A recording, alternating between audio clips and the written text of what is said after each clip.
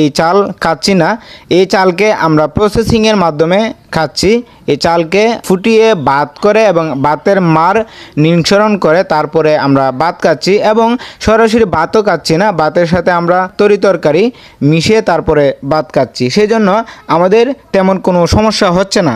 কিন্তু আমরা যদি মুরগিকে প্রসেসিং না করে সরাসরি চাল খাওয়াই তাহলে সমস্যা হতে পারে। যদি আমরা প্রসেসিং করে খাওয়াই তাহলে কোনো ধরনের সমস্যা হবে না ইনশাল্লাহ। মুরগিকে যখন চাল খাওয়াবেন তখন মুরগিকে আটকিয়ে কাঁচায় পালন করতে যাবেন না, এতে আরও বেশি ক্ষতি হতে পারে। তবে চাল খাওয়ালে কমন যেই সমস্যাগুলো হয় তা হলো মুরগির ডায়রিয়া হতে পারে, মুরগির চুনা পায়খানা হতে পারে।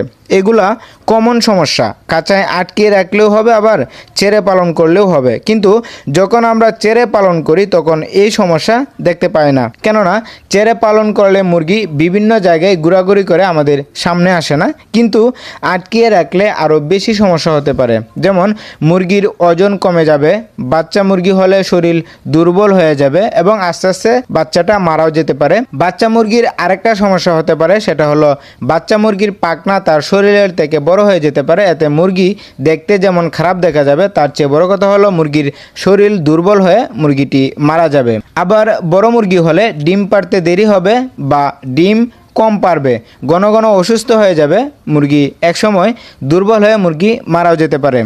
কিন্তু আমরা যদি এই চালটাকে সঠিক পদ্ধতিতে খাওয়াই তাহলে কোনো সমস্যাই হবে না ইনশাল্লাহ, এবং আমাদের খামারের খাদ্য খরচ অনেকটাই কমে যাবে। কেননা বর্তমান বাজারে ফিডের অনেক দাম, কিন্তু চালের দাম ফিডের তুলনায় অনেকটাই কম রয়েছে। তাই আমাদের খামার করে কিছু টাকা লাভ করতে হলে মুরগিকে কম দামের খাবার বা যেই খাবার প্রসেসিং করে মুরগির পুষ্টির চাহিদা পূরণ করা যায় আমরা সেই খাবার খাওয়ানোর চেষ্টা করব। কিন্তু সব খাবার যেহেতু সরাসরি খাবার হিসেবে দেওয়া যায় না, প্রসেসিং করে দিতে হয়। চালটাও সেম, এটাও প্রসেসিং করে দিতে হয়, তবেই আপনার খামারের সব প্রসেসিং ঠিক থাকবে এবং খামার করে আপনি লাভবান করতে পারবেন। চালকে মুরগির খাদ্য হিসেবে তৈরি করতে চালকে প্রথমে ভিজিয়ে রাখতে হবে এবং তার সাথে আদা, লবণ, হলুদ দিয়ে দিতে হবে। আমি এখানে 5 কেজি চাল নিয়ে নিছি এবং অল্প আদা নিয়ে নিছি, অল্প হলুদ নিয়ে নিছি, অল্প লবণ নিয়ে নিছি। এইগুলা কমপক্ষে 10 থেকে 12 ঘন্টা পানিতে ভিজিয়ে রাখতে হবে। সবচেয়ে ভালো হয় রাতে ভিজিয়ে রাখা এবং সকালবেলা রোদে দিয়ে দেয়া, এবং রোদ্রে দিয়ে অবশ্যই ভালোভাবে শুকিয়ে নিতে হবে। একবার শুকানোর পর আবার রোদে দিতে হবে। এভাবে 2 থেকে 3 বার রোদ্রে দেওয়ার পর মুরগির জন্য উপযুক্ত হবে। তবে যদি আপনি কাঁচায় পালন করে চাল খাওয়ান তাহলে এই পদ্ধতি অনুসরণ করে চালের সাথে অন্য খাবার যেমন গম, ভুট্টা ভাঙ্গা অ্যাড করতে হবে।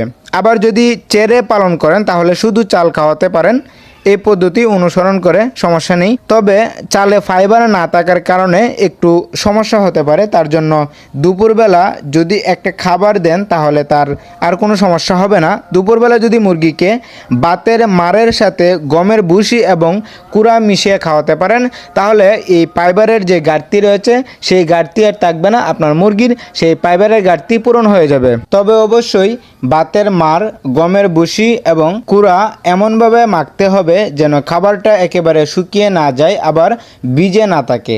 তাহলে এই কুড়া এবং ভুসি থেকে মুরগির ফাইবারের ঘাটতি পূরণ হয়ে যাবে। তখন শুধু চাল দিলেই মুরগি পালন করতে পারেন এবং সাথে যদি এই খাবারটা পরিবেশন করেন তবে কোনো সমস্যা নেই। তবে আমার মতে ছোটো বাচ্চাকে বা 1 থেকে 30 দিন বয়সের মুরগির বাচ্চাকে চাল খেতে দিবেন না, এতে মুরগির বাচ্চার ক্ষতি হতে পারে। উদাহরণস্বরূপ বলা যায়, যদি আপনার চালের যে প্রসেসিং রয়েছে সেই প্রসেসিং যদি আপনি সঠিকভাবে করতে না পারেন বা প্রসেসিংয়ের কোনো ঘাটতি যদি থাকে যায় তাহলে মুরগির বাচ্চার অনেক বড় ধরনের ক্ষতি হয়ে যেতে পারে, যার ফলে বাচ্চা বড় হতে সমস্যা হয়, ওয়েটে আসতে বাধাগ্রস্ত হয়।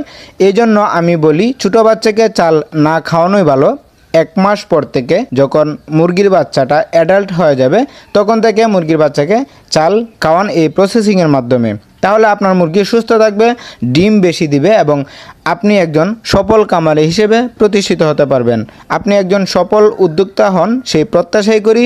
সো আজ এ পর্যন্তই, অন্যদিন দেখা হবে নতুন কোনো এক ভিডিওতে। ততক্ষণ পর্যন্ত আপনারা ভালো থাকবেন, সুস্থ থাকবেন। আল্লাহ হাফেজ।